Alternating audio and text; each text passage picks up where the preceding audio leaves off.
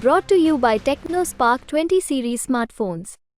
છેલ્લા ઘણા સમયથી પરસોત્તમ રૂપાલાએ કરેલા ક્ષત્રિય સમાજ પરના ટિપ્પણીને લઈ અને અનેક વિવાદ ઉપડ્યા છે. ક્ષત્રિય સમાજ રોષે ભરાયો છે.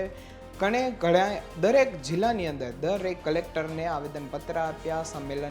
અસ્મિતા સંમેલનનું આયોજન કરાયું. મહાસંમેલનનું રાજકોટમાં પણ આયોજન કરાયું. પરસોત્તમ રૂપાલાએ જયરાજસિંહની આગેવાની હેઠળ ક્ષત્રિય સમાજની માફી માંગી હતી. એ પહેલાં પણ વિડીયો બનાવીને પરસોત્તમ રૂપાલાએ માફી માંગી લીધી છે. એ બાદ પણ પરસોત્તમ રૂપાલાને અલ્ટિમેટમ આપવામાં આવે છે. ક્ષત્રિય સમાજ રોષે ભરાયો છે અને અવનવી રીતના દરેક જગ્યાએ ગુજરાત અને ગુજરાત બહાર પણ પરસોત્તમ રૂપાલાનો વિરોધ કરી રહ્યા છે. તે વચ્ચે મોરબીમાં પણ એક કાર્યક્રમ યોજાનો હતો, જ્યાં હવે પરસોત્તમ રૂપાલાએ ક્ષત્રિય સમાજને કોઈ પણ નાની વાતને જાતિ કરી અને રાષ્ટ્રહિત માટેના નિર્ણયો લેવા જોઈએ તેવો વાત કરતો એક વિડીયો અત્યારે વાયરલ થઈ રહ્યો છે. શું કહ્યું હતું તે વિડીયોમાં પરસોત્તમ રૂપાલાએ, આવો સાંભળીએ. જે ચિહ્ન લગાડ્યું, હું આ ટંકારા પડદરીની કાર્યાલયના શુભારંભ પ્રસંગે તમારી વચ્ચે ગરિમાપૂર્ણ કહેવા માંગુ છું, છત્રપતિ શિવાજી મહારાજની સેનામાં જે હતું એ ચિહ્નને લગાડ્યું. હું બોલાવીશ એક વખત, જય શિવાજી. આપ કહેજો જય ભવાની. જય શિવાજી, જય શિવાજી, જય ભવાની.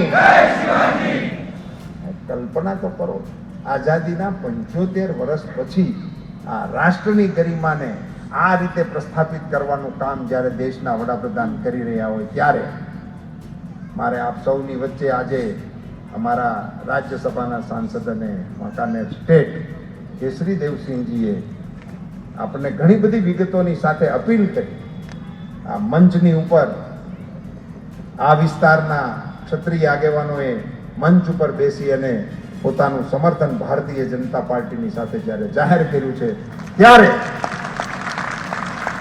હું ક્ષત્રિય સમાજને વિનમ્ર અપીલ કરવાના મતનો છું કે દેશની અંદર આ પ્રકારનું શાસન જ્યારે નરેન્દ્રભાઈના રાજમાં ચાલતું હોય, ત્યારે નાની મોટી વાતને દરગુજર કરીને મેં અગાઉ પણ સમાજની વચ્ચે જઈને જે વિષયો મૂકેલા છે આપ બધા જાણો છો.